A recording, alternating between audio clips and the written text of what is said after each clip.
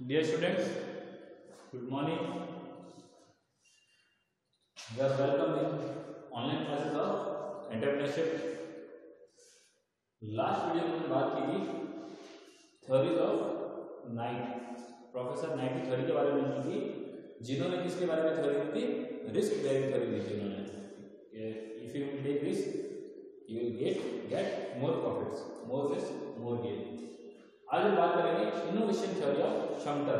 तो शम्टर ने दी थी, ये कौन थे? Mister Joseph Schumpeter. Joseph Schumpeter ये भी थिंकर थे। इन्होंने अर्ली में दी थी, 1930s के अंदर आसपास कभी दी थी इन्होंने ये थ्योरी। ये लोग क्या कहते थे? शम्टर ने क्या कहा था कि रिस्क लेने से इनसे कुछ नहीं होता है। सबसे बड़ी चीज क्या है? Innovation. If you have innovation, if you have innovative idea, if you have innovative product, you will survive in the market। ये इन्होंने शम्टर ने कहा था। तो ये काफी हद तक ये थ्योरी भी आज के टाइम में बहुत फ्रूटफुल है, बट कुछ चेंजेस के अंदर आया था। जब बिल्कुल चेंज की बात करेंगे तब लास्ट में डिस्कशन करेंगे। लेकिन आज भी अगर देखिए जाए थ्योरी आज भी काफी फ्रूटफुल है, काफी यूज में आ रही है।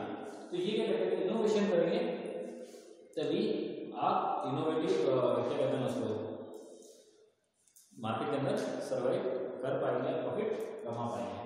तो ये क्या कहता है? Entrepreneur is a hub of economy, जिसको लिंक कहते हैं। तो ये क्या कहता है कि जो क्या कहते हैं एंटरप्रेन्योर है वो एक लिंक है या हब है इकोनॉमी का। अब आप पूछें हब क्या चीज होती है? आपने बाईसाइकिल या बाइक देखी है इस तरह से, जैसे आपका जो ये क्या कहते हैं उसको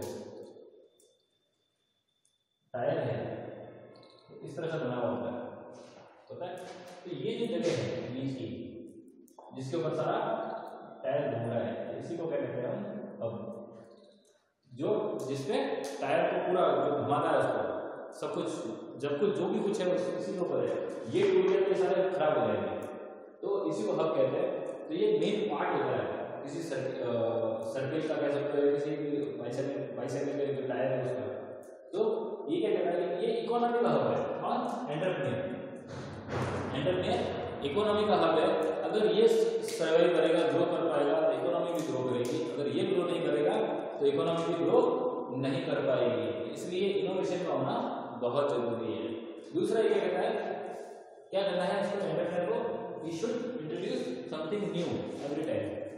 एनी टाइम में क्या करना है? कुछ नया इंट्रोड्यूस करना मार्केट के अंदर। यहाँ पे एक चीज ध्यान रखना है, जो ये है प्रोडक्ट की बात कर रहे हैं, इसकी बात कर रहे हैं प्रोडक्ट की। तो वो क्या कहते हैं शम्टर के जो इनोवेशन है वो बहुत जरूरी है, और आपको कुछ ना कुछ नया प्रोडक्ट इनोवेट करते रहना चाहिए। इसको इनोवेशन को क्या कहते हैं? इंजन कहा जाता है, इंजन ऑफ ग्रोथ। इनोवेशन को अगर हम बात करें तो शम्टर क्या कहते हैं? उसका नाम दिया उन्होंने इनोवेशन को इंजन ऑफ ग्रोथ। अगर आपको ग्रोथ करनी है, ग्रो करना है, तो उसका इंजन कौन है जो आपको ग्रोथ की तरफ लेके जाएगा, खींच के लेके जाएगा? इंजन। जैसे होता है ना ट्रेन को कैसे खींच के जाएगा इंजन, उसी तरह से उसका इंजन की बात करें तो वो कौन है? Innovation. Innovation is an engine of growth, ये शम्टर ने कहा था। तो वो क्या कहते हैं कि कुछ ना कुछ नया इनोवेशन करते रहो, कुछ ना कुछ नया इंट्रोड्यूस करते रहो, ताकि आप ग्रोथ की तरफ आपको वो इनोवेशन खींचता हुआ लेकर चला जाएगा, ठीक है ना, और आप मार्केट में सर्वाइव भी कर पाओगे। फिर क्या कहते हैं? Leadership rather than ownership. देखो एंटरप्रेन्योर क्या कहते हैं? एंटरप्रेन्योर से इसके एक वर्ड यूज किया जाता है इनोवेटिव लीडर। कौन? Entrepreneur. Entrepreneur is innovative leader. Entrepreneur कैसा लीडर है? इनोवेटिव लीडर है, ठीक है ना। ऐसा नॉर्मल लीडर नहीं है, कैसा लीडर है वो? इनोवेटिव, जो कुछ ना कुछ इनोवेट करता रहता है और साथ साथ में लीड भी करता है। अब लीडरशिप और ओनरशिप में फर्क क्या है? ओनरशिप क्या होती है? मालिकाना हक। आपको कोई मतलब नहीं है कि लेबर कैसे काम कर रही है, क्या नहीं कर रही है, लेबर को क्या प्रॉब्लम है, नहीं है, आपने जो ऑर्डर दिया फॉलो होना चाहिए। बट लीडर का काम क्या होता है? लीडर का काम होता है वो लीड करता है, वो सबको पहले करके दिखाता है और फिर बाद में मोटिवेट करता है कि आप भी, जैसे अगर मैं कर सकता हूँ ये सारा काम तो आप लोग भी कर सकते हैं। तो टीम वर्क में बिलीव करता है, ओनर कभी भी टीम वर्क में बिलीव नहीं करता है, ये सेंट्रलाइज रहता है ज़्यादा। इसके जो भी डिसीजन है सेंट्रलाइज रहता है, लीडर के हमेशा जो डिसीजन है ज़्यादातर डिसेंट्रलाइज रहता है। वो लोगों के अंदर वो सारी अथॉरिटीज़ को बांट के चलने वाला होता है और पहले वो खुद करके दिखाता है, देन उसके बाद वो दूसरों से एक्सपेक्ट करता है कि आप भी जैसे मैं कर सकता हूँ आप लोग भी कर सकते हैं, तो आप जरूर इसको पूरा करें कोई भी काम हो। लेकिन ये साथ साथ इनोवेशन भी क्या है, इसलिए इसको क्या कहता है, इनोवेटिव लीडर। ठीक है, तो एंटरप्रेन्योर कैसा है, इनोवेटिव लीडर है रेदर देन ओनर। ठीक है, एक इनोवेटिव लीडर है जिसको इनोवेट करते हुए कुछ ना कुछ इनोवेशन करते हुए लीडर बन के अपने टीम को साथ में लेके चलना है ताकि वो मार्केट में सर्वाइव कर पाए।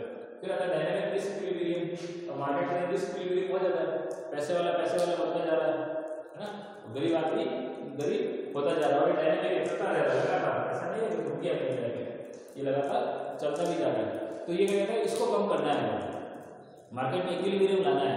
तो क्या करना पड़ेगा, छोटे छोटे एंटरप्रेन्योर्स को है उनको मार्केट में उतरना पड़ेगा और कुछ इनोवेशन करते करते कुछ इनोवेटिव लाते लाते उनको भी मार्केट में फाइनल स्टेज पे पहुंचना होगा, तभी वो क्या कर पाएंगे, कुछ इनोवेटिव कर पाएंगे और लीडर बन पाएंगे मार्केट के अंदर। ठीक है, तो डायनेमिक इक्विलिब्रियम को रिड्यूस करना है, उसके लिए भी इनोवेशन बहुत जरूरी है।